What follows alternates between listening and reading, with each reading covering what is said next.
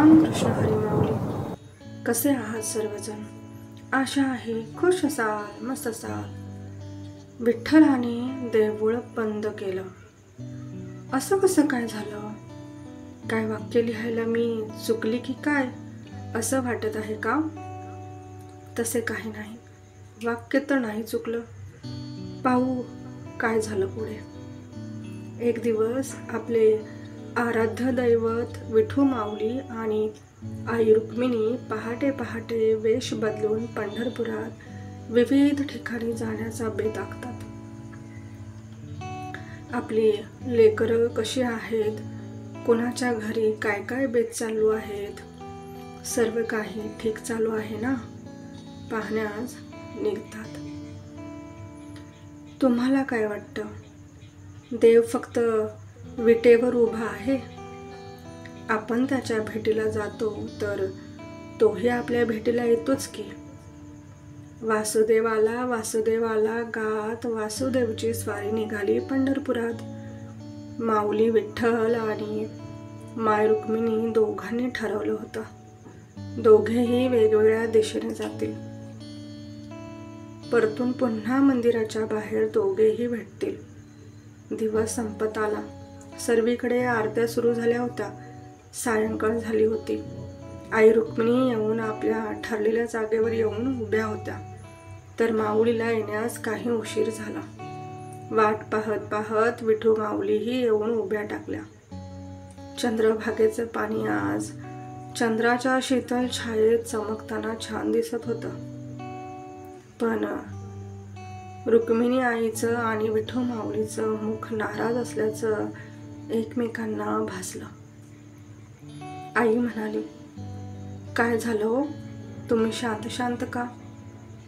त्यावर विठू माऊली म्हणाले, मन उदास झालं.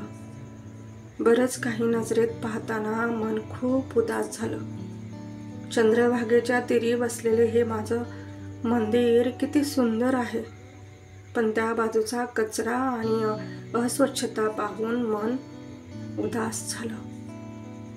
आज पंढरपूरच्या बसस्टॉपवर गेलो होतो. म्हटलं माझे भाविक दुरून दुरून इथूनच माझ्या मंदिराकडे येतात. स्वच्छतागृह असूनही बसस्टॉपच्या बाहेर अस्वच्छता दिसून आली. माझे भाविक अहोरात्र रांग लावून माझ्या दर्शनाला येतात. गल्लोगल्ली मी आज पाहिले.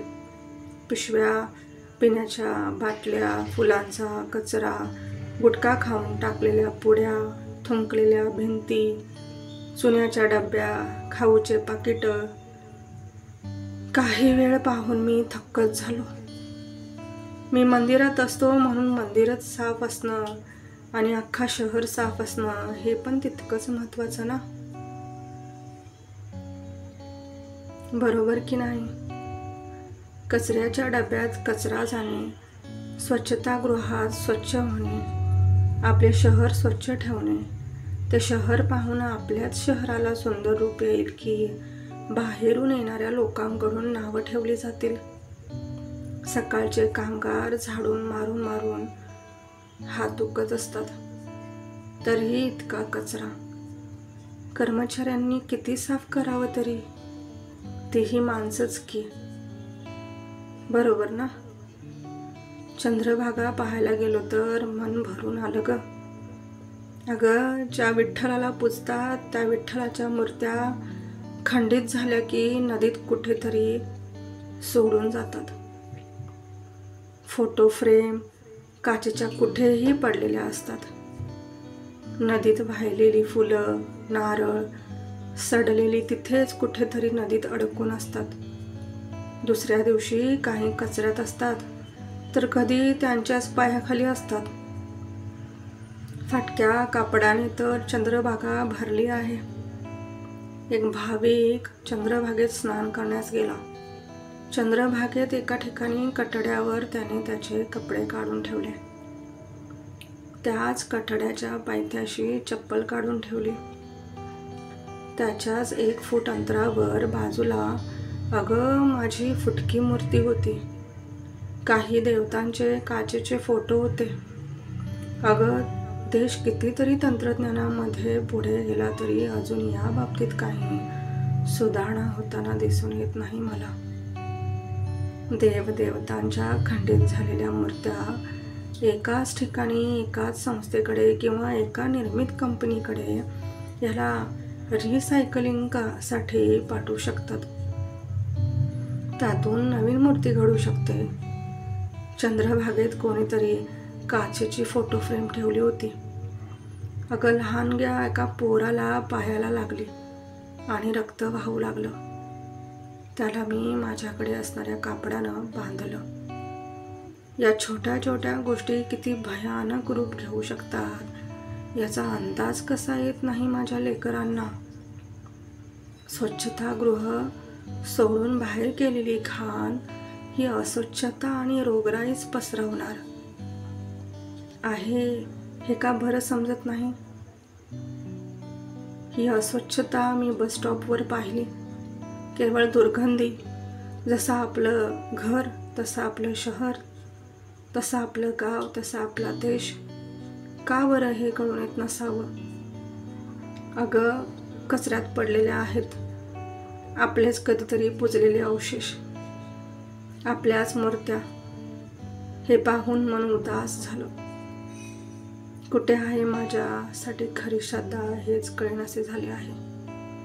भक्तांना आयुष्यात संकट आले की कसा भक्त देवावर रागावतो. माझं काय चुकलं देवा की माझ्यावर अशी वेळ आली म्हणून रागावतो. इतकं काय वाईट केलं की इतकी वाक्यरचना करतो. आज मी त्याच लेकरांना विचारतो, इतकी अस्वच्छता का असे वागतात. मी कुणा एका व्यक्तीला दोष देऊ शकत नाही. अस्वच्छता करणाऱ्यालाही त्रास आहे आणि न करणाऱ्यालाही आहे. आई रुक्मिणीला विठू माऊलीच्या बोलण्यातील भावना ऐकून अत्यंत दुःख होत होतं. विठू माऊली म्हणाले, इतक्या घाण परिसरात कोणाला राहायची इच्छा होईल. देवी रुक्मिणी, यापेक्षा मी देऊळ बंद केलेलं बरं. हे वाक्य ऐकताच मी झोपेतून जागे झाले. खरंच खूप वाईट वाटलं स्वप्नात विठू माऊलीला असे बोलताना पाहून. खरंच आहे, इतकी घाण पाहून कोण राहील अशा वातावरणात. आणि हे केवळ एकाच ठिकाणी असे घडते असे नाही, असे बऱ्याच ठिकाणी घडत आहे. स्वप्नातल्या या संभाषणात खरंच विचार करून पाहिलं तर माऊलीला किती दुःख होत असावं. तरीही युगे 28 विटेवरी उभा आपल्या लेकरांसाठी त्यांनी कधी देऊळ बंद नाही केलं. पण त्यांनी असा विचार केला तर यासाठी तुम्ही काय केलं पाहिजे याचा नक्की विचार करा. आणि नुसता विचार करू नका, तो अंमलातही आणा. आत्तापर्यंत जे सर्व फोटो पाहिलात आपण, किती भयावह आहेत कळले असेल पाहून. तर भेटू पुन्हा असाच माझ्यासोबत लेखनाचा पुढचा प्रवास करण्यासाठी. जोडून राहा रायटर रूपा या आपल्या आवडत्या यूट्यूब चॅनलवर. तोपर्यंत सर्वांनी खुश राहा, मस्त राहा. सबस्क्राईब करायला नका विसरू. धन्यवाद.